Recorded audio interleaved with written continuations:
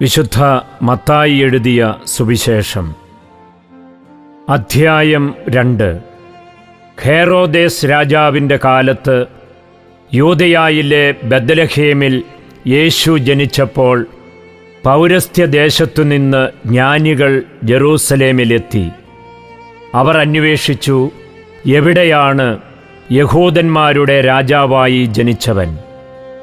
ഞങ്ങൾ കിഴക്ക് അവൻ്റെ നക്ഷത്രം കണ്ട് അവനെ ആരാധിക്കാൻ വന്നിരിക്കുകയാണ്. ഇതുകേട്ട് ഹേറോദേസ് രാജാവ് അസ്വസ്ഥനായി, അവനോടൊപ്പം ജെറൂസലം മുഴുവനും. അവൻ പ്രധാന പുരോഹിതന്മാരെയും ജനത്തിൻ്റെ ഇടയിലെ നിയമജ്ഞരെയും വിളിച്ചുകൂട്ടി, ക്രിസ്തു എവിടെയാണ് ജനിക്കുന്നത് എന്ന് ചോദിച്ചു. അവർ പറഞ്ഞു, യൂദയായിലെ ബെത്ലഹേമിൽ. പ്രവാചകൻ എഴുതിയിരിക്കുന്നു, യൂദയായിലെ ബെത്ലഹേമേ, നീ യൂദയായിലെ പ്രമുഖ നഗരങ്ങളിൽ ഒട്ടും താഴെയല്ല.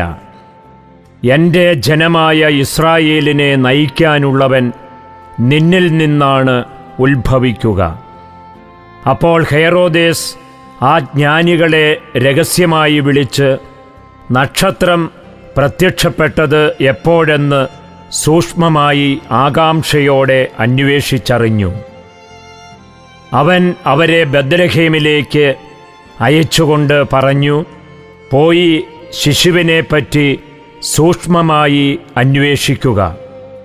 അവനെ കണ്ടുകഴിയുമ്പോൾ ഞാനും ചെന്ന് ആരാധിക്കേണ്ടതിന് എന്നെയും അറിയിക്കുക.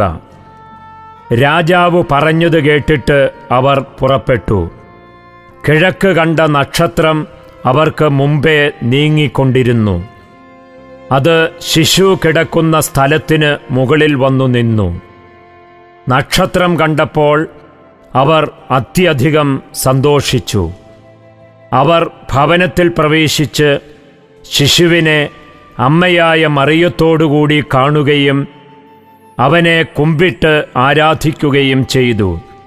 നിക്ഷേപപാത്രങ്ങൾ തുറന്ന് പൊന്നും കുന്തിരിക്കവും മീറയും കാഴ്ചയർപ്പിച്ചു. ഹേറോദേസിൻ്റെ അടുത്തേക്ക് മടങ്ങിപ്പോകരുതെന്ന് സ്വപ്നത്തിൽ മുന്നറിയിപ്പ് ലഭിച്ചതനുസരിച്ച് അവർ മറ്റൊരു വഴിയെ സ്വദേശത്തേക്ക് പോയി. അവർ പോയി കഴിഞ്ഞപ്പോൾ കർത്താവിൻ്റെ ദൂതൻ സ്വപ്നത്തിൽ പ്രത്യക്ഷപ്പെട്ട് ജോസഫിനോട് പറഞ്ഞു, എഴുന്നേറ്റ് ശിശുവിനെയും അമ്മയെയും കൂട്ടി ഈജിപ്തിലേക്ക് പലായനം ചെയ്യുക. ഞാൻ പറയുന്നതുവരെ അവിടെ താമസിക്കുക. ഹേറോദേസ് ശിശുവിനെ വധിക്കാൻ വേണ്ടി ഉടനെ അന്വേഷണം തുടങ്ങും. അവൻ ഉണർന്ന് ശിശുവിനെയും അമ്മയെയും കൂട്ടി ആ രാത്രി തന്നെ ഈജിപ്തിലേക്ക് പോയി. ഹേറോദേസിൻ്റെ മരണം വരെ അവിടെ വസിച്ചു. ഈജിപ്തിൽ നിന്ന് ഞാൻ എൻ്റെ പുത്രനെ വിളിച്ചുവെന്ന് പ്രവാചകനിലൂടെ കർത്താവ് അരുളിച്ചെയ്തത് പൂർത്തിയാകാനാണ് ഇത് സംഭവിച്ചത്. ജ്ഞാനികൾ തന്നെ കബളിപ്പിച്ചുവെന്ന് മനസ്സിലാക്കിയ ഹേറോദേസ് രോഷാകുലനായി.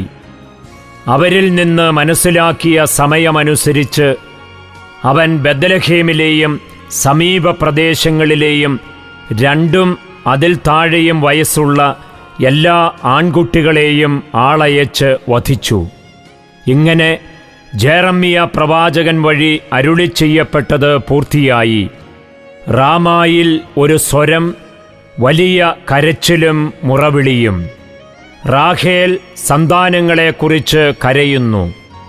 അവളെ സാന്ത്വനപ്പെടുത്തുക അസാധ്യം. എന്തെന്നാൽ അവൾക്ക് സന്താനങ്ങൾ നഷ്ടപ്പെട്ടിരിക്കുന്നു.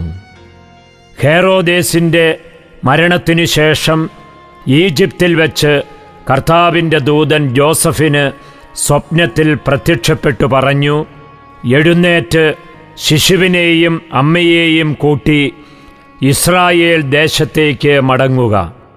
ശിശുവിനെ വധിക്കാൻ ശ്രമിച്ചവർ മരിച്ചു കഴിഞ്ഞു.